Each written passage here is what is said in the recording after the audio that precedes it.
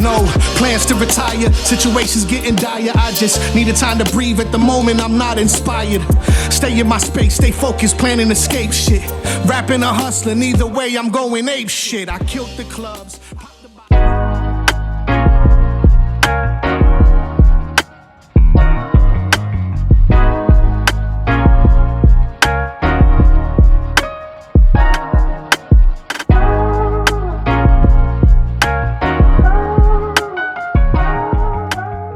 What up, it's your boy Bobby Crillz, and right now you're tuned into the Heart of the City podcast. Today I got a very, very special episode. I got a guest with me today who, how can I explain this? This gentleman right here, I have about 3 different relationships with.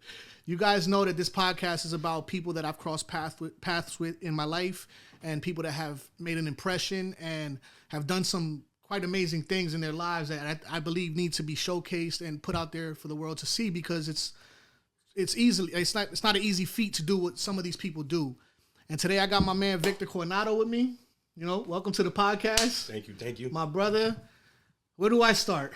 It's up to you, bro. Up to you, my All man. right, so just to put into perspective who Victor Coronado is to me, I met you when I was probably about 19 years old.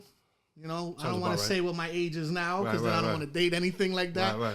But when I met you, I was pretty young, dumb, and, you know, just running out here, not really aware of my surroundings or what was going on in life, just living, man, just, you know.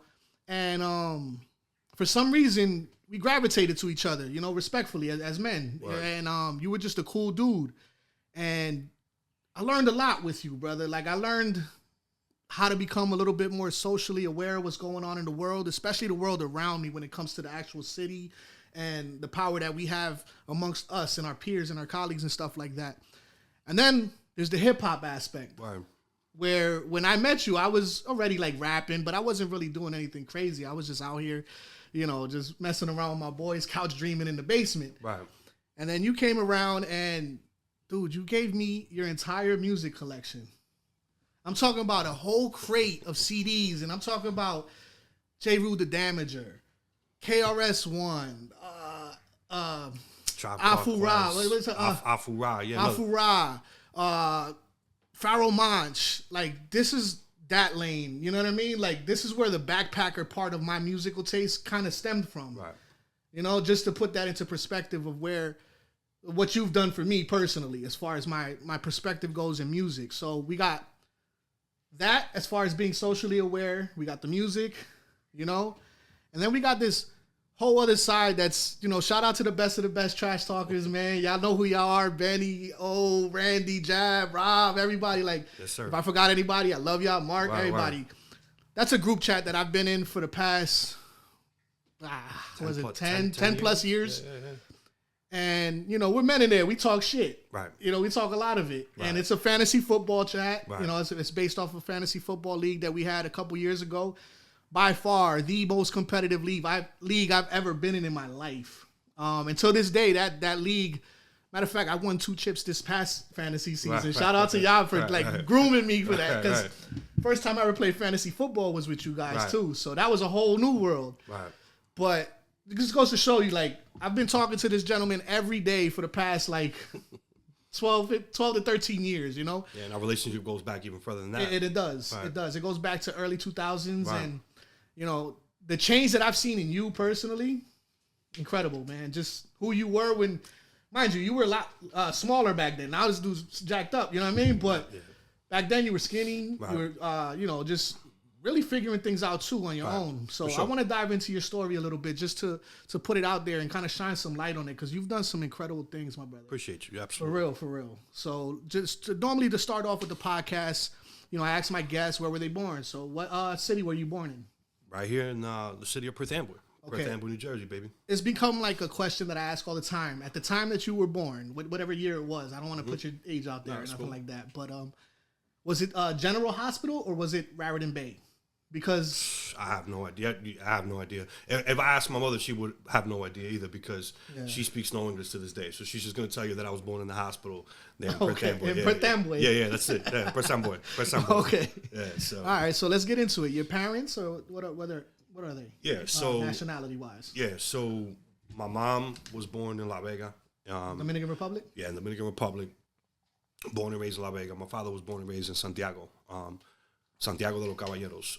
So back then, my father told me that back then it was all campo. It was all just So Santiago was campo? Yeah, and then so today it's considered. How about the city your mother's from? Was that campo well, too, or was that like a city? She was born she was raised like in the mountainside. So so real quick, I'm gonna get into that real quick.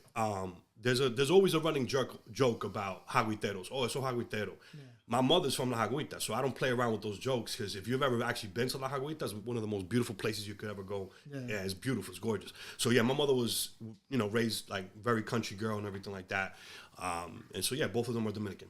Okay, so you've been born and raised in Perth Amboy. Born and raised in Perth Amboy. Yeah. What elementary school did you go to? So that's the thing. I moved. I always tell people like I'm the first 15 years.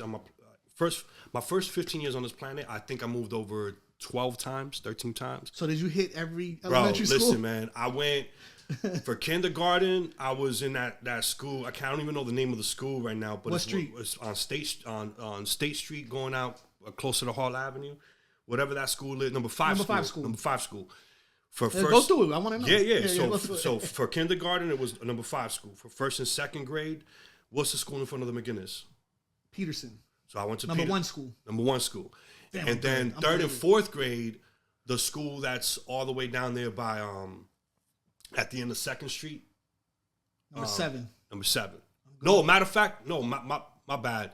The one right before that, when you're taking Madison Avenue all the way down, and then before you hit the waterfront, it's like there's a little bodega. Madison and Patterson. Madison and whatever that school I believe is it's right Madison. there. Yeah, number 7, no? I think number 7. Yeah, number 7. Yeah, number 7. So that's So then from there I went to McGinnis School, and then from McGinnis School to the high school. Okay. Yeah. All right. So growing up in Amboy, how was it? Was it Amboy? So back then, I remember when I used to tell people I was Dominican, people didn't know what that was. Yeah. So it just lets you know how times changed because it was Cubans and Puerto Ricans. People don't know what Dominicans like. People had told me that in the late 70s there were only 7 Dominican families, and 2 of them were. One from my mother's side and one from my father's side. We're going to get into later the politics and stuff like that. Let's actually get into that lineage real quick. Okay. There was 7 Dominican About 7 Dominican families in the late 70s. I was going to ask how far does it date back to? That I don't know. But I know going back to the late 70s, there were about 7 Dominican families. One of them was from my father's side. One of them from my mother's side. What are the last names? Coronado, Hernandez, Abreu, etc. So real quick, I'm not to jump ahead to the politics. We're going to talk about that later, but it makes sense that 40-something plus years later, the first 2 Dominicans to make it to City Hall were my first cousin from my mother's side and my first cousin from my father's side. So Milady Tejada, for people that don't know, she's a city councilwoman. Okay. She's my first cousin. Her mother and my father are brother and sister. Okay. Sister and brother. And then Hellman, the mayor, he's my first cousin. His mother and my mother are sisters. Okay, so you're just like family connected in the political world in this town. Yeah. So like bloodline, like stuff, you know? But back to your original question, how it was. So people, I was always a quiet kid, and we'll get into that a little bit later. But like Amboy was like, you had to know, like you had to kind of stay in your lane. You had to be careful because it was a little bit different back then. Like you couldn't really, from what I remember, you really couldn't be going into certain places because it was like you had Catalpa, you had Stockton, you had Huntington, you had Hall Avenue, you had the Washington Street crew, which was my cousins. You had Delaney, Dunlap.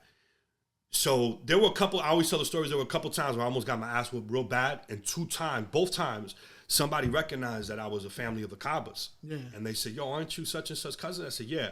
And they said, yo, don't touch him. He's part, that's Washington Street crew family.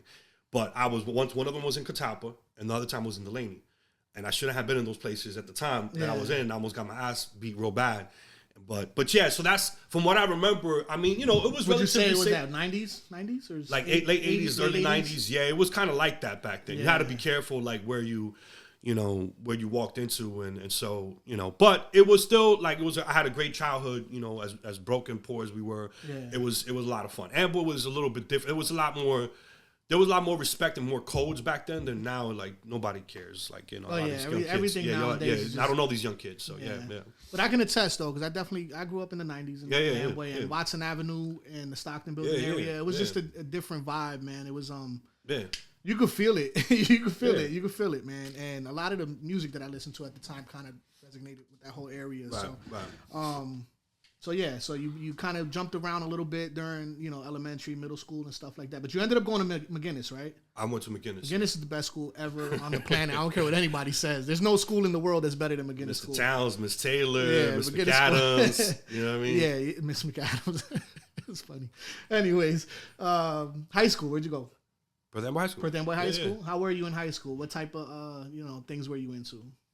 I'm going to be honest. So my freshman year of high school, I was a real smart, nerdy kid, but I never applied myself. So my freshman year of high school, I failed every single class, including gym, except for... Couldn't even get dressed, dude? I was cutting every class. I was smoking weed and drinking. The people didn't know, I was cutting class. So I failed every class, including gym. The only class I didn't fail was algebra, and I got like a 98. So I was a smart ass, I was a smart, nerdy kid. You're a problem solver. What's up? You're a problem solver. Yeah, I was smart. I just didn't apply myself. So I had to go into, you remember the alternate program, Steve Bazarap? It was basically for like all the... I know the name Bazarap. Yeah, rest in peace. Yeah. Best counselor ever. Basically the alternate program helped you catch up so you can graduate on time. So basically all the rejects and all the people who were fucking up, I could curse on here? Yeah. Yeah. All the people who were fucking up, ended up in that program. And then if you were lucky enough to figure it out, then you graduated on time. So I was able to graduate on time because of Mr. Vizrap, again, rest in peace, and the alternate program. He sped you up, right? It was like extra periods and shit? Yeah, I was part of that. Yeah, man. I was part of that. Oh, yeah. So you were, so you didn't have Mr. Vizrap? I didn't have him as a counselor, but I was part of the alternate program. Yeah. So you were fucking up to that. I was definitely fucking up. Bro, I didn't graduate. For anybody Okay. I got a GED, man. But I'll tell you my story, quick story, just to put some information out there. Yeah. I dropped out of high school my senior year, and I dropped out in January, and I remember a lot of people talking shit to me. Oh, what the hell are you doing with your life? I got my GED in March, and I was in college with the same kids talking shit to me that following September. So I was like, bro, honestly, I just got an early summer vacation. I don't know about you. Right, for sure. But I always thought that was funny. I just wanted to put that out there. Yeah. And so but in high school, I wasn't... So that was freshman year. You said you were already acting up. Sophomore year... I got my shit together and I started banging out the classes. Okay, so that's when the alternate program came in and you were probably... because I was looking at it like, damn, I don't want... I want to graduate, you know what I mean? So, I want to graduate with it. And I wanted the high school experience, So, I liked high school. It was cool. Yeah. So, yeah. Okay, so high school, you did that. At what point did you realize you were going to go kind of down this socially aware path? I didn't know. How did that come I always tell the story when I listened to Dead Prez's album, 1999, Let's Get Free, that's when everything changed for me. So it was literally that album, Let's Get Free. What year was 99? I think it was 99, yeah. What year did you graduate? 98. So coming out of high school, I wasn't political. I wasn't socially aware, nothing. You were just outside.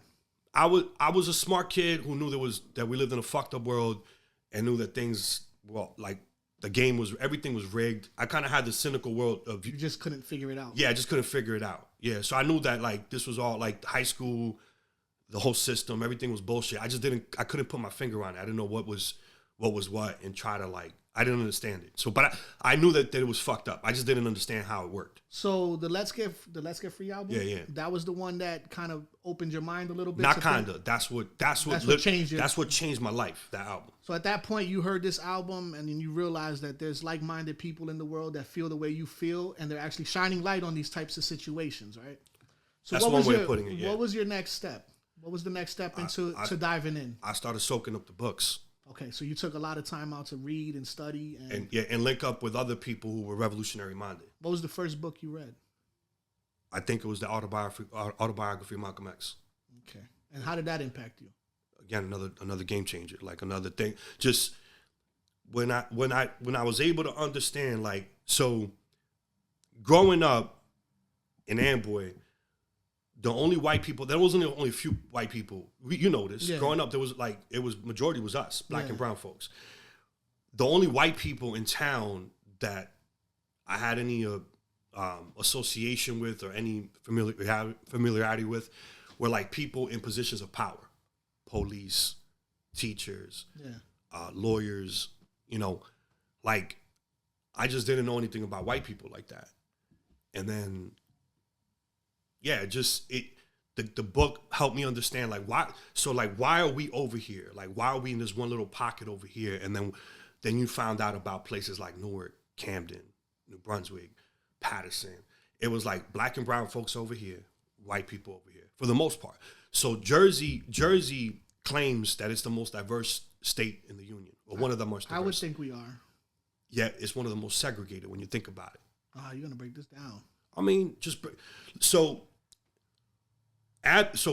Amboy for a long time was considered what they call an Abbott school district. So this is where we're gonna get a little geeky, a little nerdy. I like this. All right. So there was, I believe, it was a little black boy by the last name of Abbott in the early '80s. Okay.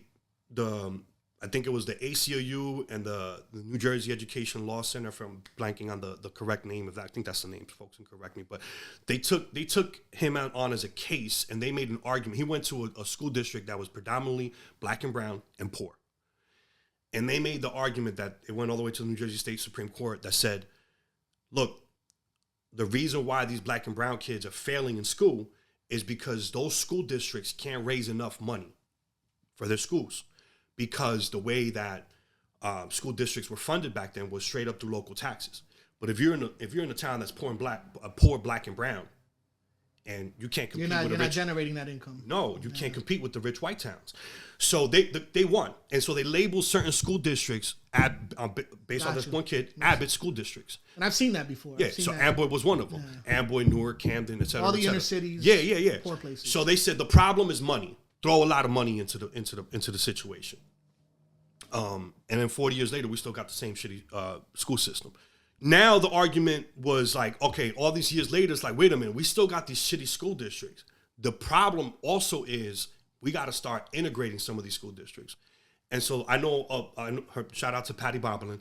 Patty Bomberlin, along with another attorney, I forget his name, they tried to basically litigate this situation again and say, yo, it's bigger than just money. Yeah. And they pretty much got shut down. So I kind of got a little theory on this. Maybe a little. I'm not a conspiracy theorist at all, and we're gonna get into that. But I have a theory. Except in fantasy football, I had to throw that out there. So my theory goes like this: rich white folks or middle class white folks in New Jersey don't have a problem with at this point paying for our school districts, as long as you keep them niggas in specs over there. Don't bring them into our school district. Got you. You feel me? Yeah. So Jersey, while it's one of the most diverse, or I believe it's the most diverse, it's also one of the most segregated. Black and brown folks live over here. White folks live over here. Predominantly, it's changing a little bit here and there, and then people want to make it seem like, oh, we're progressing. And like Malcolm X, if you study Malcolm be like, those are the same folks. Those folks who moved into these other towns would be the first to be like, oh, I'm the first black person to move in this neighborhood. I'm the first Latino to move into this neighborhood. Like, that's an accomplishment when your people are still left behind. Yeah. So yeah, but Malcolm X, reading that, I also recommend, I just want to put it out there for folks. Don't just read the autobiography. Don't stop there. Go read all of the books and Pathfinder Press has a lot of his speeches published. Yeah. Go read all of his speeches. Don't just read the autobiography. That's a small, because the story kind of stops at a certain point in his life. Yeah. I always say there's three Malcolm X's. There's Detroit Red, who was the pimp, the hustler, the two-bit hustler, was in and out of prison, blah, blah, blah, blah. Then Malcolm X under the Nation of Islam, and then post the Nation of Islam, when he was formulating his own thoughts, his own ideology, and he was going to branch out, and what he did, he had two organizations. One was a mosque for religious purposes, and the other was a political organization. And so I tell folks, check that stuff out, because you don't want to just stop at the autobiography of Malcolm X. Because there's so much more layers. There's much more. There's a lot more. Yeah, there's much more to the evolution of Malcolm X. Just to put into perspective of what everything he just said is that all stemmed from hearing music.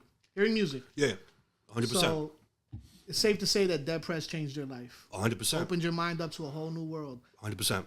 The great thing about Dead Prez and them being the ones to open your mind up is the fact that you actually got a relationship with M1, right? Yeah. So for folks that don't know, Dead Prez consists of two rappers. Yeah. M1 and Stickman. Yeah. I just got introduced to Stickman last year through M1. Yeah. M1 was like, oh, by the way, this is my man Vic. Yeah. But I've had a relationship with M1. So real hip hop heads know the impact that Dead Prez had on music in general, and just to put it in perspective, Drake bit them. There's something about music when it hits you feel no pain. I know better than that. That's that Prez. Yes, you know, Prez, a lot of people don't know that. I just wanted to put that out there. Yeah, for sure. Because you know that just gets lost. But they worked with a lot. They worked with the Beatnuts, with Nas, with Jay-Z, with Styles P. I mean, they've worked with so many people in the industry. I mean, they're, you know, fat. I mean, a bunch of folks. You know what I mean? So yeah. So they're world famous. You know, they're known all around the world. How did you get this relationship with M1? Because we're in Jersey. I'm assuming at the time when you met them, he was in Florida, right? Because they're from Florida, Tallahassee, right? So Stick was in and out of, I think, Florida, Tallahassee. I don't know where he's originally from, but I think he's further down south. Tallahassee. M1 is from Brooklyn.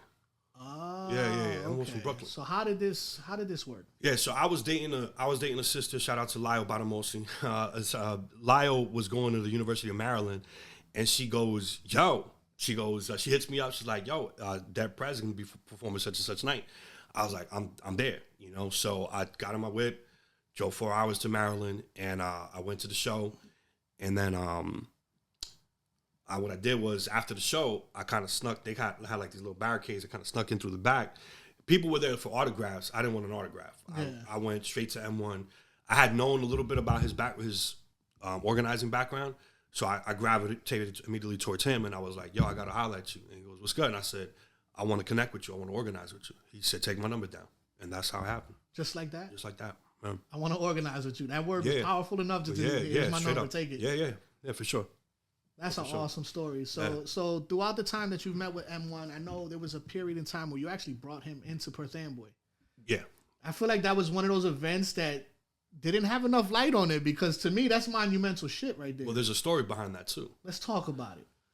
How did this happen? What was the idea? What were we trying to accomplish with this? So before, all right. So when I met him, I had first organized like a little group of folks in I think it was Harbortown, and we used to call ourselves Each One Teach One, and I put together these Deb Prez mixtapes, and I was just handing them out in the community, and I would organize people around, like, basically just at that time it was like more like just know your rights type of shit. Yeah. So I would take these know your rights cards, hand them to people, hand out Deb Prez CDs, so on and so forth. Eventually, I got M1 to come to rock out here in Perth Amboy, so we had put together a flyer, the whole bit. It was supposed to be where whatever JJ's Cafe is now, everybody knows about JJ's Cafe. Yeah, that's where it was supposed to be. I don't know what the name is now, but that's... I forgot the name of that. Yeah, whatever it's called now. They do events there still. Still? Yeah. So it was supposed to be at JJ's Cafe. So here's the story behind that. I'm excited. Everybody excited. People hitting us from all over the state of New Jersey. People come from all over the place to come check out M1, right? I get a phone call from the owner of JJ's Cafe saying, we can't do the event. I said, what do you mean we can't do the event? He said, the police was just in here asking questions. I said, about what? He goes, about the event. He goes, I'm not getting involved with this. I'm not getting involved with this stuff. Da, da, da, da. So I went over to talk to the owner. I went there with an attorney, and I had recorded him. And then we went from there. We went to the police station, and we had a conversation with them, with an attorney. And they were kind of tap dancing, So now I'm fucked, right? I don't know what to do. I start hitting up everybody in town. Somebody said, listen, why don't you talk to the Fatima Church? Everybody knows the Fatima Church, right by the old school Stockton building. And so they were gracious enough to allow us to do the event there. They just said, Vic, we can't do cursing. So now I got to call M1 and explain to him, like, I need you to do a whole set without cursing, right? I call him, and he says, no problem. Me and my DJ do it all the time for schools and churches and stuff like that. So it worked out, but again, and we can get into, you were with me that one time about that other police. So, during my 20s, I had these weird interactions with the police, all the time because of my political activity. That was one of them. Yeah. And I could see that, like sparking some interest of the cops and stuff like that because of the message that they were putting out. It was a dope event, by the way. It was real fly. Yeah. People came through. It was we had free food. How hip hop was it though? It was dope. It was it's different because you can't really dive in the way he wanted to. And like we're having it at a church and they're telling us we can't curse. So like it's not that. But as a rapper, I was 20 something. You're dealing with a lot of young people. That's part of what attracted me to Dead Prez in the first place was this whole. Again, they have this whole, slogan or whatever, revolutionary but gangsters. Like I was attracted to that. A lot of young people attracted to that. It's kind of like this whole, me against the world, fuck the system type of thing. So it's like, how do you? So, but it was fly though. It was still fly. Yeah. So you kind of brought up an event that happened when me and you were in the car, and I know you've been through a lot of that. And just to touch on that situation, just to kind of go into this, and this might be the segue into what we're going to get into next. But one time, me and you were driving, and we were driving, and on your car, you had a bumper sticker that said "Free Mumia." Right. Now, Mumia is a political prisoner, correct? Right. Journalist, former Black Panther. Yeah. That you told me the story, but I forgot it. I'm not gonna lie to you. I'll be honest. But I know that it was very powerful Black Panther stuff, right? Right. Related to who? So basically, he was basically convicted of murdering a police officer. Okay. He had a altercation with a police officer, and he was convicted of I believe shooting. I believe it was like a state trooper or something like that. But yeah. So the case is a very high profile case. It was a big case, big time. Yeah, I mean, people to this day are still fighting for Mumia. Okay. So yeah. So to put that into perspective of who Mumia was, and I'm in the car with Vic, and we're driving. You're driving. Yeah, you reminded me of this the other day. I forgot that you were. I'm glad that you were in the car because at least I have a witness. It's real. It's real. Yeah. And we get pulled over, and it wasn't even a local cop. I believe it was a state trooper. Yeah, it was a state trooper. They followed us off of 440. We drove into Harbor Town. We were on High Street, right by your house, and they pulled us over. And you were on your shit that day. You were ready. You were 100% ready. You were not playing with this guy. Pulls you over. He says, "Hey, sir, license registration." Vic gives him the license registration. He goes, "Why'd you pull me over?" He goes, "Something about the bumper sticker, something along those lines." He goes, "You know what that bumper sticker means or something like that?" And you just went to town on his ass. Like, you let him have it in the most professional way that I've ever seen in my life. But it was defending what was right. Right. And I think that's where you get your special power. That's your special power. You're like a voice for people that don't know their rights. And you bring it to light, which kind of leads us into what we're getting into. How did you get into politics? So, again, I have to go back to the Let's Get Free album, right? That's kind of like my starting point. Then from there, I just started soaking up the books. I started, getting together with different revolutionary comrades. As far as the local politics, so there's so many different layers to this because... Yeah. Local politics, Amboy local politics is one animal, and it's got to be treated a certain type of way. If you're asking me when I got into local politics, I would say my first foray into that was when Billy Delgado ran against Vaz in 2004. Okay, I was a volunteer on his campaign. On whose campaign? Billy Delgado. Okay. He was running for mayor. And then I got at it again in 2006 when we supported Hector Bonilla, who later became the mayor's aide for Wilder Diaz. Okay. And then in 2008, I run for school board. I lose, but Wilder Diaz becomes mayor. And I ran her Get Out the Vote for the youth and Get Out the Vote for the Dominican community, so on and so forth. So that's kind of like... Is that where you start? That's kind of built the foundation of your resume when it comes to the political? For at the local level. Yes. At the international level, or even the statewide level, I've gotten into there's so many things I've gotten into. So it's like, it's kind of hard to like when you ask me the question, how did I get into politics? It all stems back to that Let's Get Free album. Yeah. So understand, let's talk about that real quick. So Let's Get Free, understand that's the first time I ever heard anybody say and again, I'm an impressionable young 19-year-old, and I'm hearing somebody say, "Yo, fuck the system" for the first time. More so than Public Enemy was almost preachy to me. I love Public Enemy. Yeah. Love KRS-One. Love all that socially conscious stuff. A lot of stuff was kind of almost real too preachy for me. Yeah. The first time I heard Let's Get Free, it was on some black and brown power, self-reliance, self-governance, self-determination. It's the first time I heard anybody say, yo, take matters into your own hands and don't wait for God. Don't wait for a bigger being. Don't wait for somebody else to give you power. You take it. And sometimes you take it, as Malcolm would say, you take it violently. Now people are going to say, oh, you're advocating for violence. No, I'm not advocating for violence. What I'm saying is that this country was built on violence, right? Like, let's keep it real. The American Revolution, it's the same thing. They didn't wait for the British to give them power.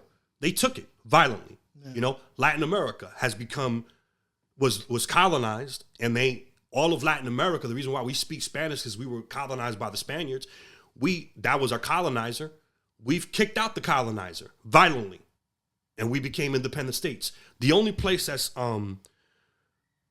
that is not liberated territory is Puerto Rico. Puerto Rico is still the only colony.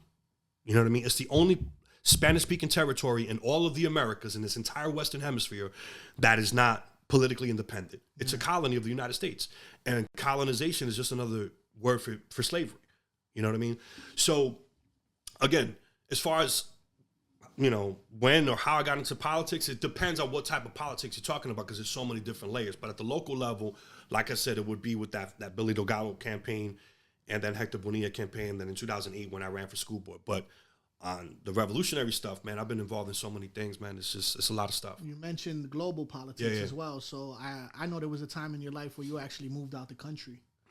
And that was a wild time. A lot of things happened. I was scared for you, brother. I'm not going to lie to you, because some things happened. Let's talk about that. Let's talk about your journey. You lived in DR, if I'm not mistaken, right? Yeah, for about 7 months. 70 months, something like that. Something happened over there. Well, was that related to the movement that you were moving with, or nah? So I did get assaulted out there. Okay, but that wasn't involved. That was on some other stuff.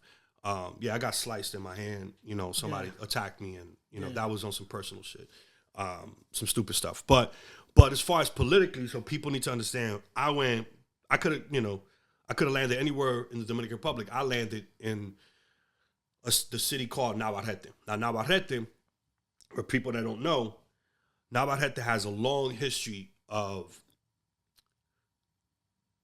it's a revolutionary hotbed. It has a long history of resistance, a long history of revolutionary activity.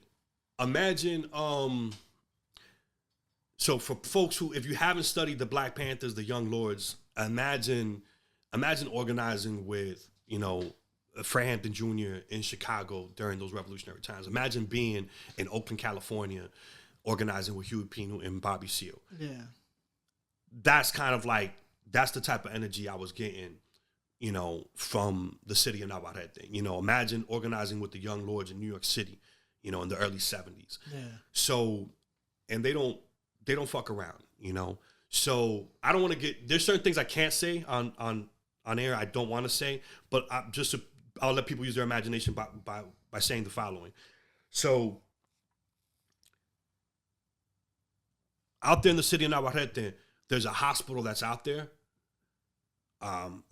There's a hospital that's out there that was won off of a revolutionary battle. So like out here, like we protest and we get the, you know, picket signs, picket signs. Yeah. And we go and we make the chants and stuff like that. We get the bullhorn. Out there, revolutionaries get into a lot of scuffles, let's just say, with physically, and also sometimes you're duking it out with arms, with guns, with state security forces. And so like, and it sounds very romantic and very crazy and everything like that, but you have to understand, like, you got to put yourself in those people's position. Like, I was in a neighborhood where you didn't get water for 2 straight weeks. Wow. I was in another neighborhood where they didn't get electricity for like a whole month. I went to one meeting where I think it was a young boy, I'm not sure if it was a young boy, young girl, was killed because they kept complaining to the authorities, the local authorities, that the mountainside road wasn't paved. So when the trucks that would carry cargo, you know, like, you know, or certain goods, material goods, up and down that trail, when it would rain, the trucks would slip and start hitting shit. Well, a young boy was killed because of that. Wow. So they, I went out there specifically because I knew Navarrete was a revolutionary hotbed, and I wanted to be around that type of energy. Did you have family there, or was it just a lone journey? So my mom's husband is from Navarrete, and so that was kind of my connection. Okay. But Navarrete, Licey, San Francisco de Macorís, Mao, like all these places have a long history of revolutionary struggle in the Dominican Republic. So yeah, I mean, I got to see a lot. I mean, again, I don't want to get into too many details, but I got to experience some stuff out there. You know what I mean? Yeah. And it's rest in peace. What time frame was this? This was I think 2006. 2006. Yeah, okay. and I just want to say rest in peace to some of the revolutionary comrades. I mean, a lot of people don't know who these people are, but you can even Google. Some of these people show up. Rest in peace to Luijo Fernandez. Rest in peace to Juan Carlo. Rest in peace to Oni. Rest in peace to Fury.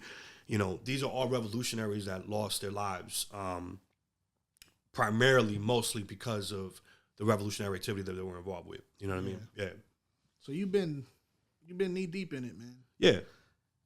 And I know one of your role models growing up, or somebody that you followed heavily, was Che, right? Che Guevara, yeah. You want to talk about that? Yeah, so, I have a tattoo on my forearm, Show it. Yeah, so, I don't know if I can see that, but, so I kind of, in a way, I kind of regret it because it depends on who you meet. It brings something with it, yeah, right? It's either I'm going to get a big-ass hug or somebody wants to fight me. You know what I mean? So, Che Guevara, you'll see if you see like any worldwide protests, a lot of times you'll see, the signs or whatever. You'll see Che Guevara's image. You see people rocking the Che Guevara T-shirts. Immortal Technique, the rapper, made it very popular to rock the Che Guevara T-shirt. So he was a revolutionary who comes from a middle class background who became a doctor by trade, but then decided to join Fidel Castro's revolutionary expedition back to Cuba to overthrow the dictatorship in Cuba, and they were successful in overthrowing that dictatorship in 1959. So he was like the right hand man to Fidel Castro in that revolution. So he's general. Yeah, he was general. He was Comandante Che Guevara. So they had an irregular war. They had an irregular army against a professional army trained that was backed by the United States. They had a 10,000 man army. Man military that was backed by the United States, and the revolutionary Cubans, along with this crazy Argentinian named Che Guevara, was able to overthrow that dictatorship. Yeah, it's like, so you've seen the movie 300? A lot of people seen the movie 300. Yeah. If you read equivalent to that. Yeah. If you read Che Guevara's episodes of Revolutionary War, if you read it's a journal of what happened and what took place. Yeah. It's like, imagine watching the movie 300, but they win. They should have won. But you understand what I'm saying? So like it sounds almost like a fucking novel. Like you can't even like you can't make this shit up. You can't make it up. Yeah. And so they became young revolutionaries in charge of a country in their late 20s, early 30s. Gotcha. So you mentioned Immortal Technique. Yeah. And the Che Guevara shirts, right? Yeah. And another thing people probably don't know is you guys actually brought Immortal Technique to Perth Amboy. Now, for people that don't know who Immortal Technique is, he's a very, very, very popular rapper. His biggest song is Dance with the Devil. I mean, that's the one that most people know. But this dude is legendary when it comes to that. Yeah. And he's a revolutionary as well, right? So you want to talk a little bit about that experience and bringing him into town and how all that came about? So shout out to King Scene, a.k.a. Lionel. Lionel shout out to Lionel, it's my brother. Yeah. He was, he says he's cool with us, with me mentioning this publicly and stuff like that. So Lionel was the cacique, the head of the Latin Kings at the time. I had organized with him because we wanted to put together like a peace campaign. Yeah. So we had these great ideas of creating like this almost this peace council along with the local pastor Joel Fernandez. So the local tribes, the power organization, the gangs, whatever you want to. So to put it into perspective real quick, you organized politically with a street gang, and I think that's powerful, me personally, because you're taking two worlds that don't normally collide, and you're bringing them together to accomplish one thing. To me, That's very powerful. That speaks volumes. It's kind of why I wanted to showcase your your story a little bit. I appreciate that. Because that's something that normal people don't do. Yeah. Like... Well, people are quick to dismiss all those young people. And so, when you... Explain your thought behind that. So at the end of the day, why do people join gangs? Is there's a lot of reasons. A lot of times it's for protection. A lot of times they feel like they've been outcasted. And when you study gangs, power organizations, street tribes, a lot of them do have revolutionary codes that they're not living by. That's number one.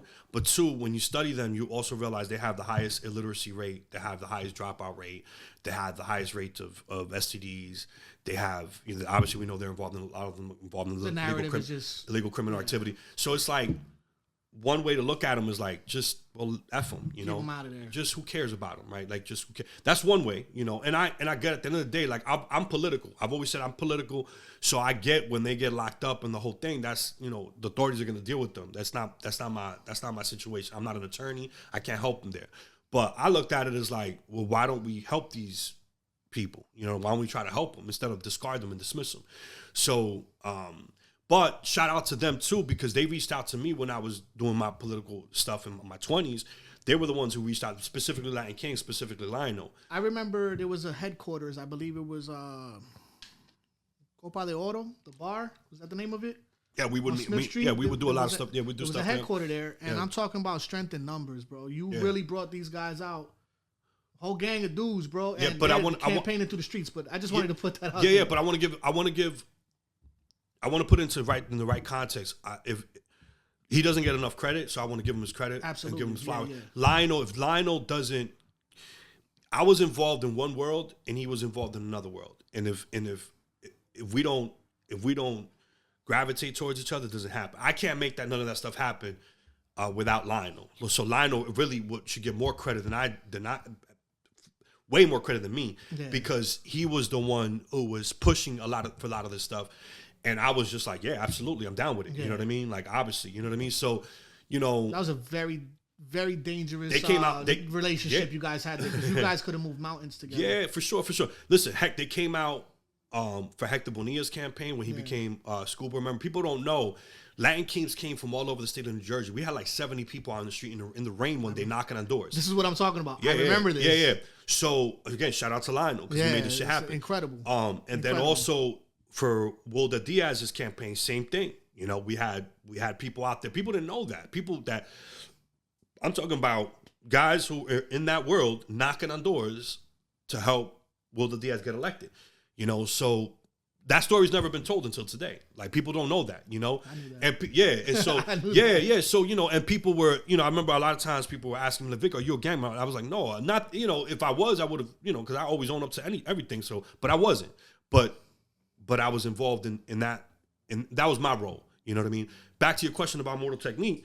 So we had this idea of a peace council saying like, yo, y'all young cats out here, let's stop. Like, before we get into it with the machetes and the guns, let's meet at the church. Let's create a council. Let's try to, and if now I can tell the story. Like, if you need to give somebody, just shoot the fair one with somebody, just do that. Yeah. Over the whole crew coming out with machetes and guns. Yeah. You know what I mean? If it comes down to like, live to see another day. Yeah, like if it just comes out that this guy over here has a beef with this guy and they just need to bang out, just let them bang out, and that's it. On their way. And that's it. Yeah. It's over.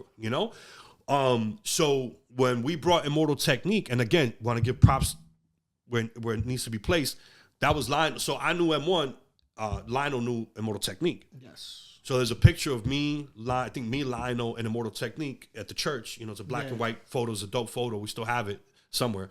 I need that. Yeah, I'll get it for you. So we brought Immortal Technique. We had a whole conversation over there at the church, and then that was that. Unfortunately, a lot of stuff happened after that we didn't see that peace council come to fruition.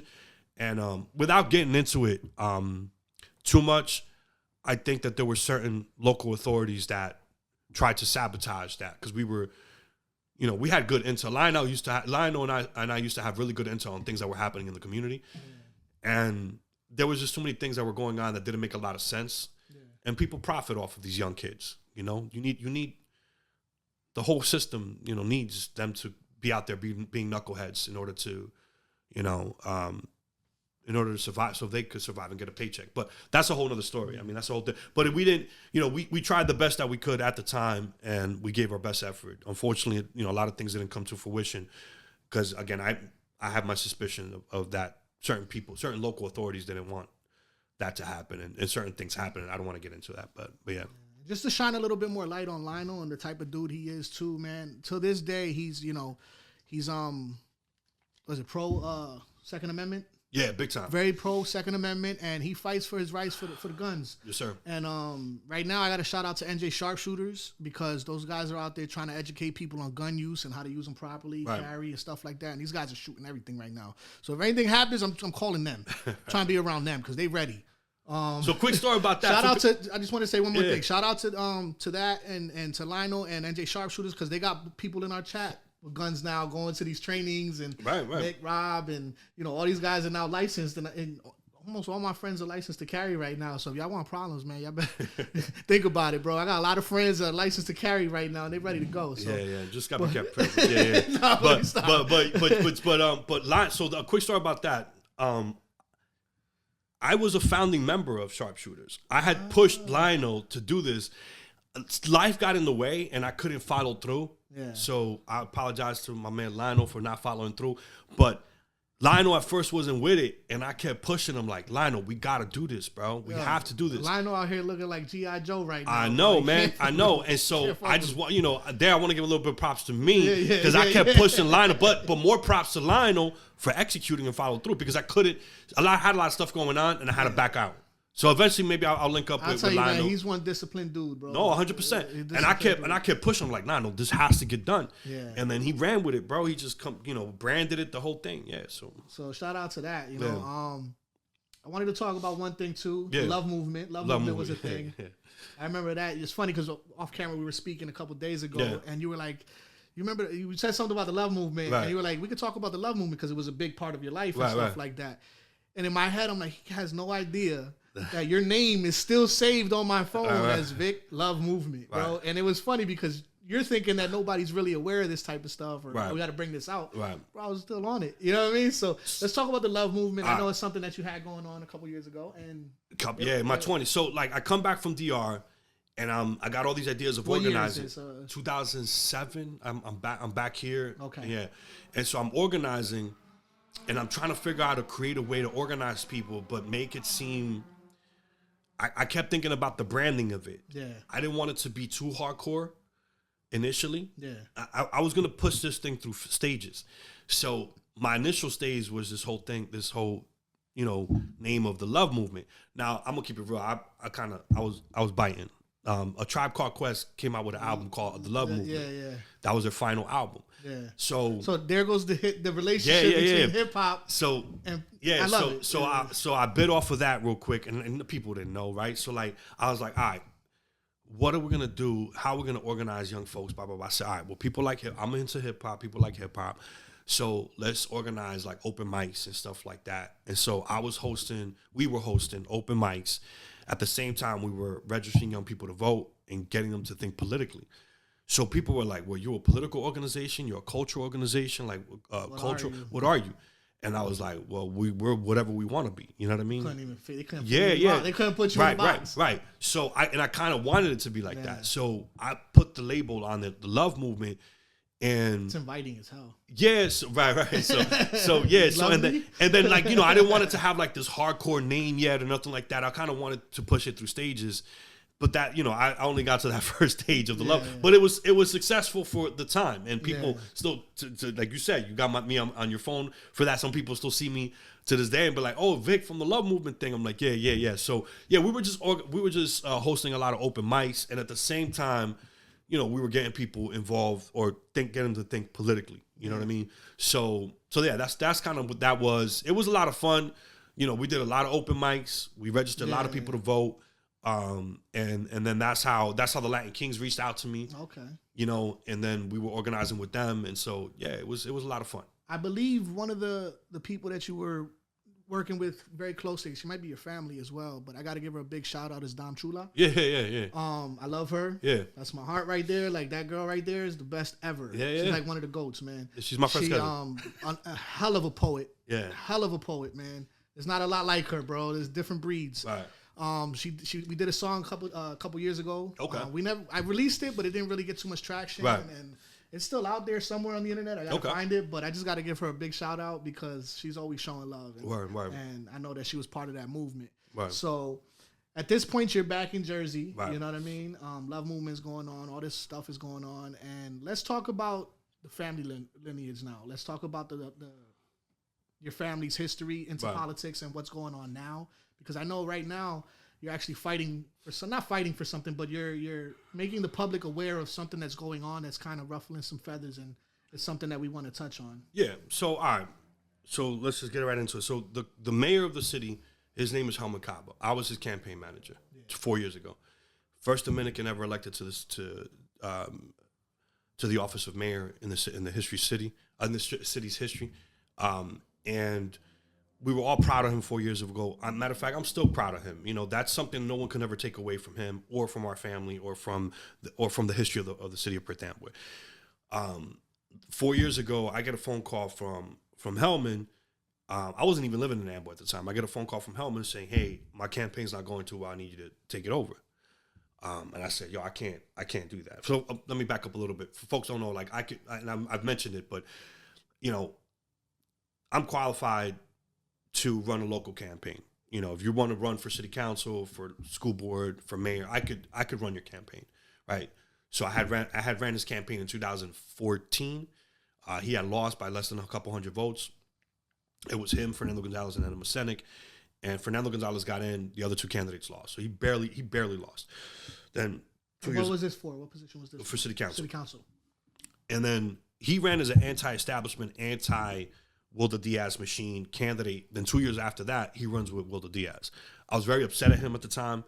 I didn't talk to him for like about a year. We got into it over a phone call. It wasn't about him running with Wilder.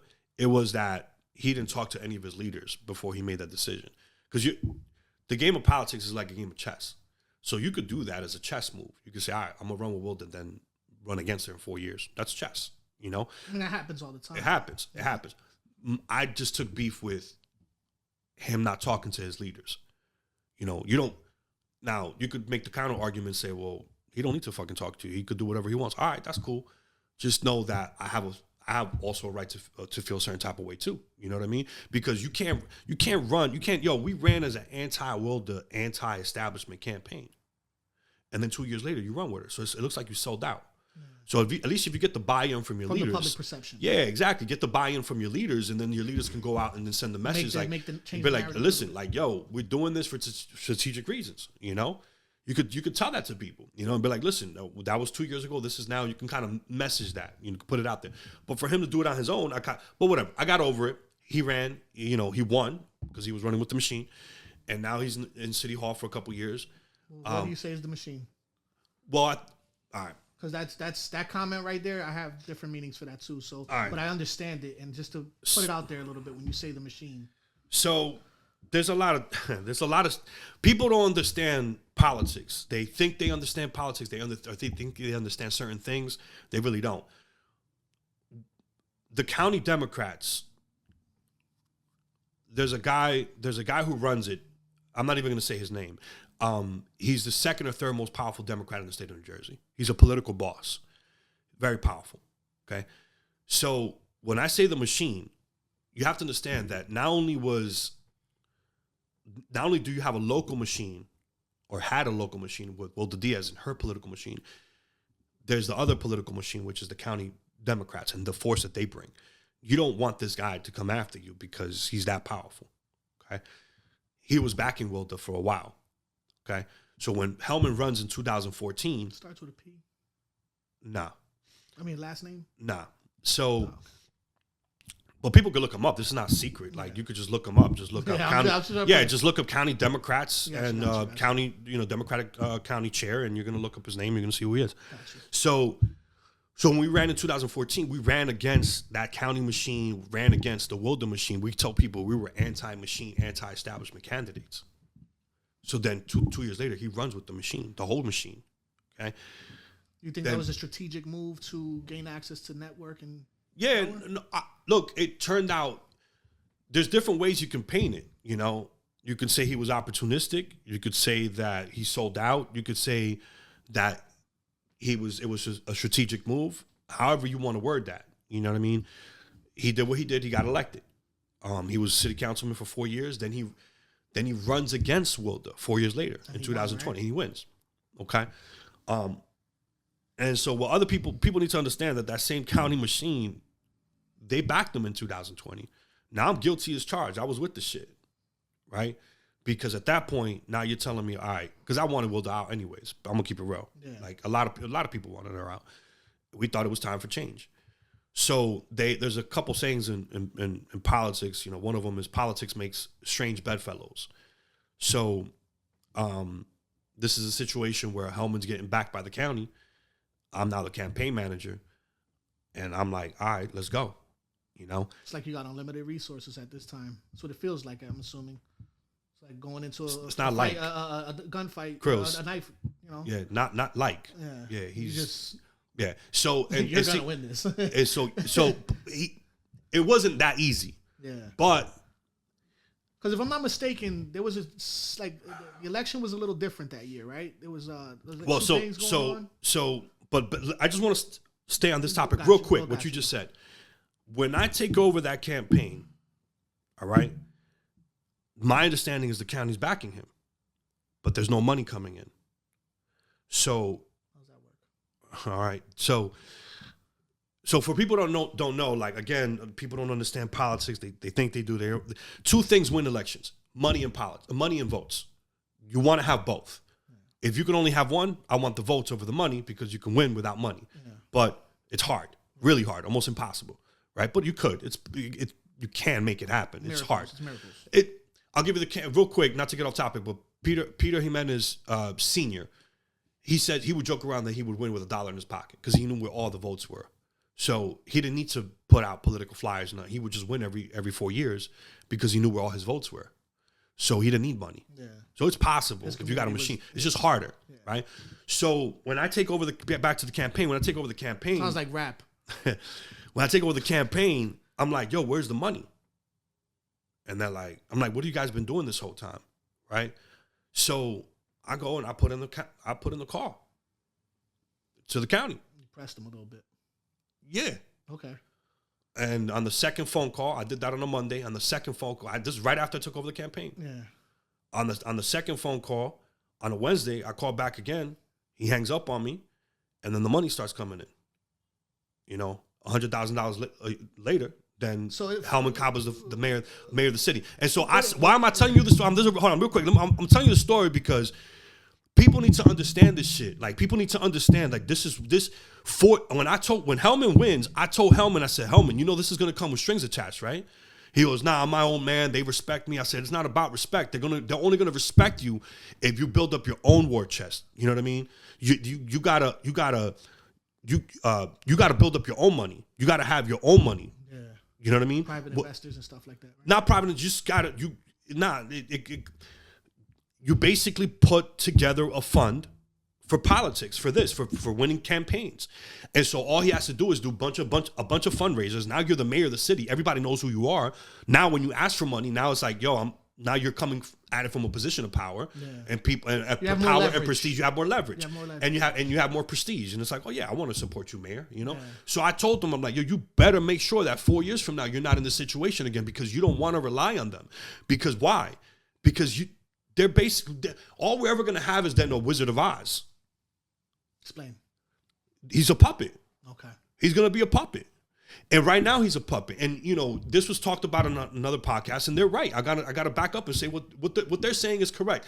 If you don't come into this game with your own money and your own independence, and you're relying on the county Democrats to constantly, the day you piss them off, like Wilder pissed them off, they're gonna X you out. It's like the mob. And they have the power to do so. And they have the power to do so. You dig? So they have the influence. They got the influence, they got the money, they got the power. They could. That's how it works. So this is how this game works. So let's dive into the next issue, which was the county line issue.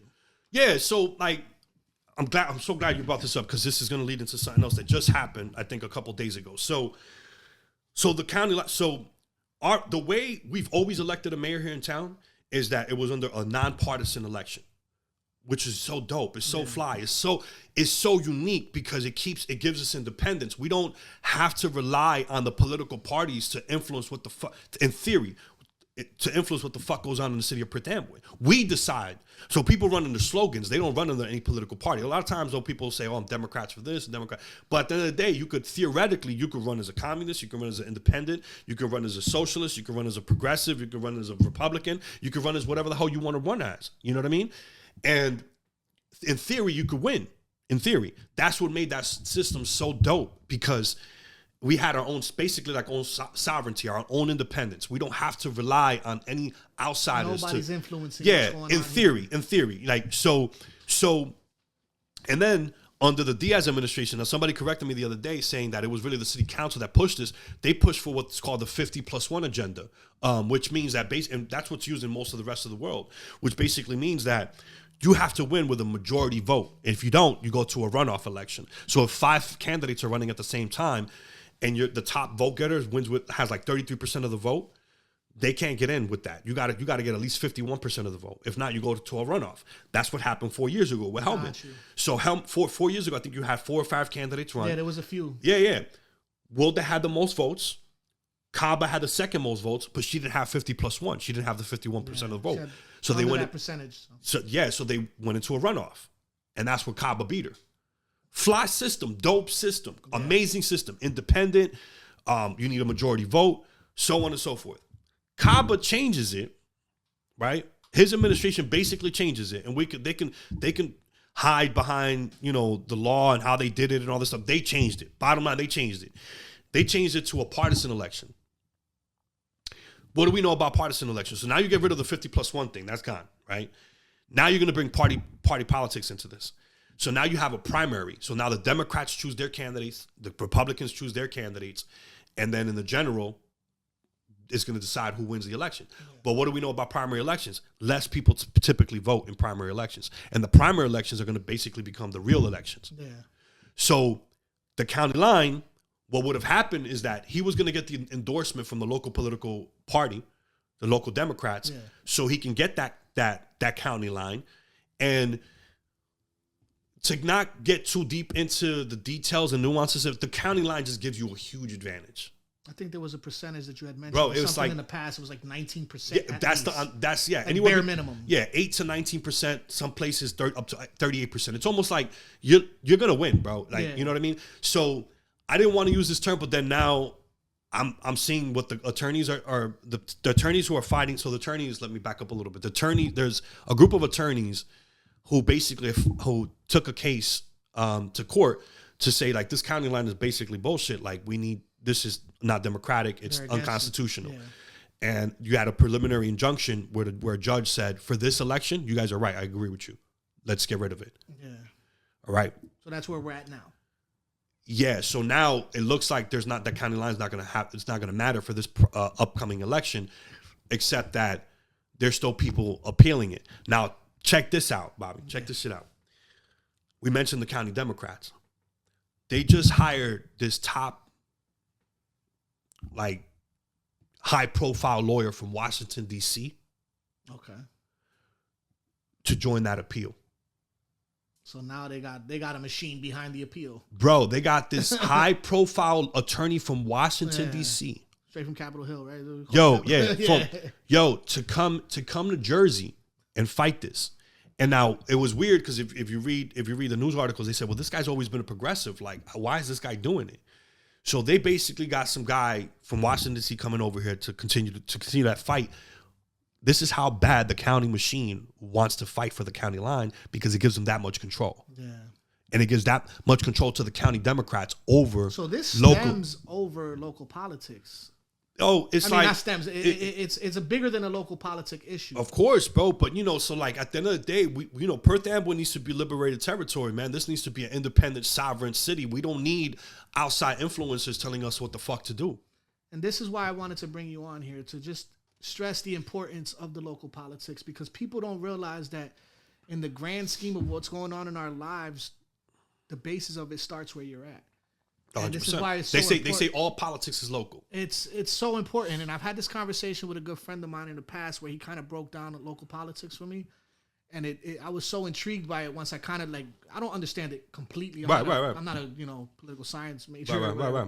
But when you realize the power that you do have locally, you can really come together and accomplish some amazing things. So bringing you on here to shed some light on that was the main goal, and I think. I just wanted to put that out there before I even stop you from talking, because I know you got more on it, so I want to talk more on it. So just to put that out there, local politics is very important. So when they say go out and vote, go vote, because you're really affecting your life. You know what I mean? So it's important. I'm gonna tell you like this. If you study Latin American politics and the different revolutions that we had in Latin America, where we're at now in 2024, is that people are choosing the vote, the ballot over the bullet. Yeah. And what I mean by that is people are tired of dying. They're tired of sending the young men. They're tired of fighting. Yeah. So electoral politics, for as flawed as it is, it's still an option. It's a viable option for people, and it's something that needs to be explored. And if you're going to be a political scientist like me, and now everybody's political now. Everybody claims to be political now. And now basically what you got is you got two teams, and everybody's I'm a registered Democrat, but everybody knows I'm not a Democrat. Yeah. You know what I mean? I'm a registered Democrat for local politics, but I'm not a Democrat. I come from that line of Dead Prez, Chairman O'Malley. That's who M1 followed. The Black Panthers, the Young Lords, the Fidel Castros. I come from all of that. Huey P. Newton. You know what I mean? The revolutionary movements that are happening all worldwide, whether you study Mao Zedong and the Chinese Revolution, Vietnam and what's happening over there, Iran, Russia, this is a global movement. You know what I mean? People need to understand, Assata Shakur, Tupac's aunt. Yeah. I used to drive up and down 287, and you would see billboards for Assata FBI's Most Wanted, right? Yeah. Joanne Chesimard, a.k.a. Assata Shakur. That's Tupac's aunt. She was part of the Black Liberation Army. Where is she? She's in Cuba. All right. She broke out of, Common did a whole song about her. Check out that song. I think that album's called Water for Chocolate. Yeah. He did a whole song about her.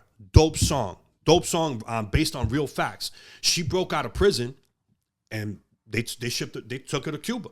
And she's get expedited. No, because Cuba won't give her up. And every time the United States brings up Assata Shakur, the Cubans are like, we're not talking about that. They're protecting her. They're protecting her. So, people had all these conspiracy theories that, Tupac is in Cuba because of his aunt and stuff like that. And Tupac, again, is that where that stems from? Yeah, because, you have to understand a lot of the Panthers were going to Cuba. Nah, it makes sense. No. You know what I mean? And so, Huey P. Newton, open that up for me, because I always heard the Tupac and Cuba shit, but that's where it comes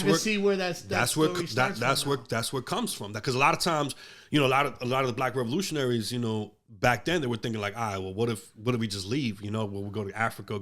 Should we go to Cuba? Should we go to, you know what I mean? Yeah. So that was always been a topic. But Assata Shakur still is in Cuba. Got it. All these things are interconnected. Bring it back to the local level.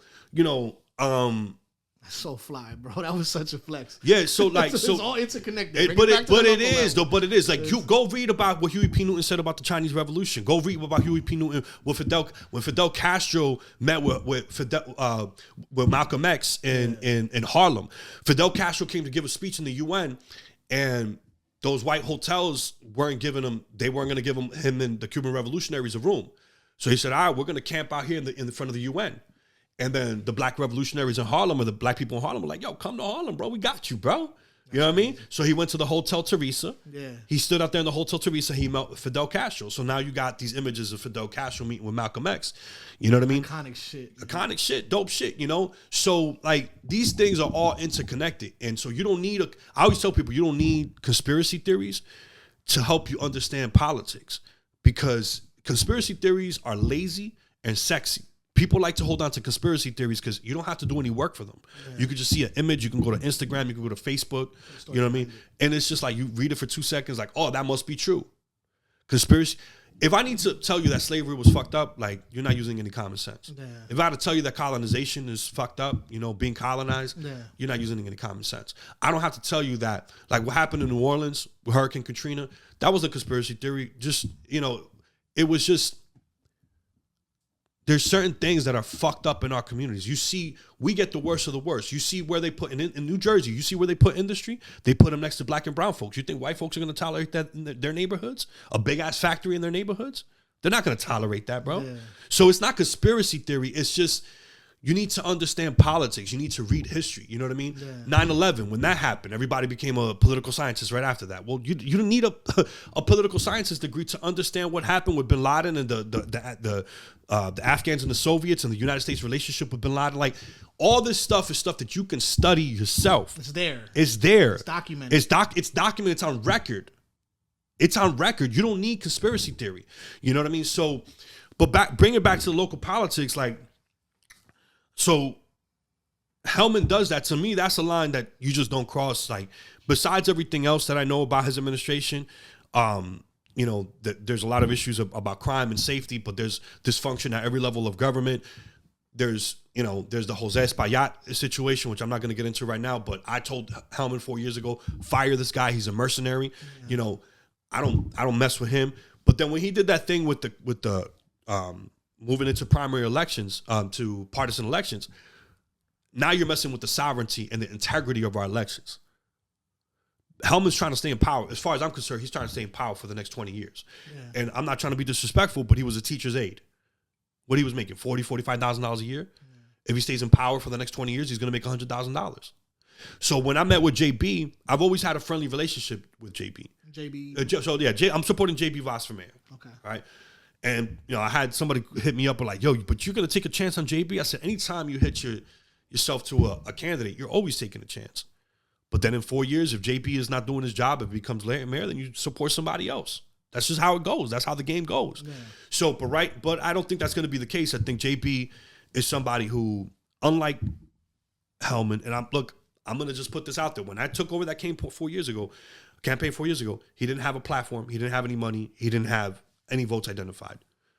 First thing I did, we made sure we got the money. We made sure we started identifying votes, and I made sure that there was a platform that we put together.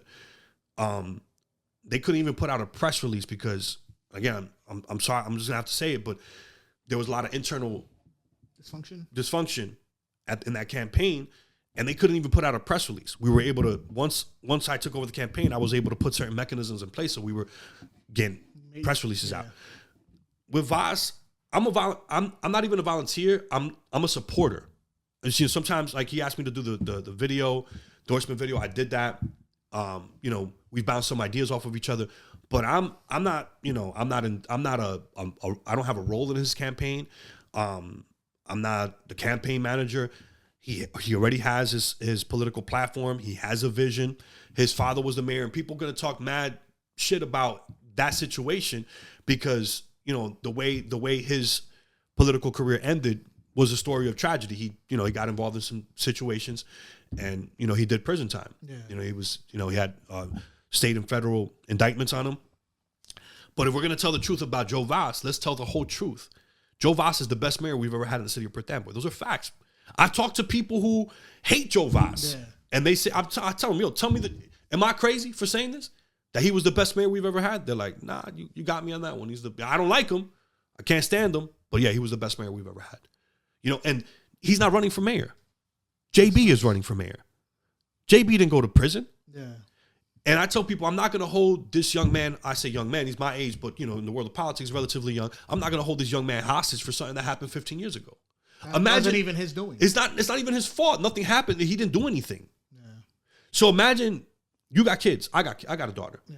Imagine we fuck up and we do something really messed up, and the whole society just holds them accountable for something that we did. How would you feel as a father? It's horrible. Terrible. It's tragic. It is. So why are we going to hold JB to those standards when he didn't do anything? Yeah. JB's his own man. And the way I look at it, he's gonna be a better version of, hopefully a better version of Joe Voss. And yes, he could take all the good stuff from his father, and he's a phone call away. So he has that mentorship there still, because his 100%. father definitely knows what to do. 100%. Yeah. You know, it's like people need to understand, like, Amboy was looked at a certain type of way, and he was putting Amboy on the map where people across the country were talking about Amboy because they said it couldn't be done. Yeah. You can't turn, let's keep it real. You know what people say? You can't turn those niggas and spicks into anything. Yeah. That town is never going to turn into anything. And he was putting us on the map. Perth Amboy was turning around, you know? Yeah. So, like, you know, I look at those type of things. At the end of the day, my loyalty, people are like, oh, why are you so disloyal to Hellman? I'm not doing anything towards Hellman. Hellman, I don't feel sorry for him. He chose to be mayor. That's a privilege and an honor. It's not a birthright. So I love my cousin, love him. If he called me tonight, right after this interview, and said, yo, I need you to help me out with something on a personal level, I would do it for him in a second. If he said, hey, I need you to go give my mom a ride somewhere, to the hospital, or go pick up my brother, or go do this, or take care of my kids, I would do it in a second, in a heartbeat. Because Hellman Kaba is a beautiful person. Hellman Kaba, the mayor, is turned into another political animal. And I don't mean that as any disrespect. I'm just stating facts. And I can point out so many things that he's done where the facts are the facts. And so I just think that at this point, you know, like, I live in Perth Amboy. I bought a house in Perth Amboy, born and raised here. My loyalty is to the city of Perth Amboy. And I want to see Perth Amboy do right. I'm 100% always all in on Amboy. And if one day I ever decide to move back out of Perth Amboy, if I go to Dominican Republic, go somewhere else, I'm going to always love the city. I'm going to always do what I can to give back to the city. Always, because this is at the end of the day, this place is in my heart. So, like, JB, if he wins, I think he's got the right plan, got the right leadership, where I don't see that with Hellman. I don't mean that as any disrespect, but Hellman can't even give a public speech. He can't speak publicly. And that's who represents us. Like, you got to understand, like, what do outsiders think? Because they got to meet our mayor, and he can't speak publicly. Like, that's kind of embarrassing. Not kind of, it's embarrassing, you know? So we need somebody who has the right leadership, and I think JB's the guy.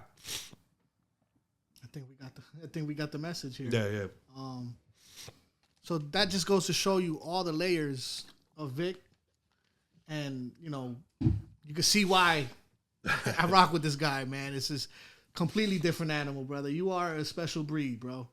And I just want to thank you for coming on to the podcast. No, for sure. Thank you for having me, man. I want to, is there anything else you want to put out there? Where can we follow you? Do you have anything coming up? I mean, you know, you can find me on Facebook. My Instagram is down right now, but when it comes back up, it'll be at Latino Rebel. And then on Twitter, not too active right now, but I'm at Sons of Fidel. But, I mean, my last parting shot would be to people, like, on a global level, you know, study some of those names that I dropped. You dropped a lot of gems in here today, go pick up that you know, now everything is on your phone. So go check out Dead Prez, the catalog, go check out Mortal Technique, you know, and that's just for the young cats, right? Yeah. Like, that's easy. Like, you could do that's easy. You could just listen to that stuff. If you love hip hop, you're gonna love that stuff. But then, you know, if you got the time to check out some books, check out Malcolm X, check out Huey P. Newton from Black Panther Party, check out any books on the Black Panther Party. That puts them in the right light, because there's some negative books out there. The Young Lords, the Cuban Revolution, the Nicaraguan Sandinista Revolution, Mao Zedong and the Chinese Revolution, Ho Chi Minh and the Vietnam movement, Vietnamese movement. I mean, there's a lot of stuff there that you can tap into, and it's all interconnected. Go check out the story about Sada Shakur, and how, you know, the stuff that she got into. Mumia Abu-Jamal, we dropped Mumia Abu-Jamal. Yeah. Go check out his stuff. He's a great journalist. There's so much stuff that he's put out. So while he's been locked in those dungeons in Philadelphia or in Pennsylvania, you know, he's still publishing work? He's always published work, always. So that's awesome. Yeah, and he's got a ton of books you can go check out. So check that stuff out. That's on the global level. The local level, you know, I wanna give out a disclaimer.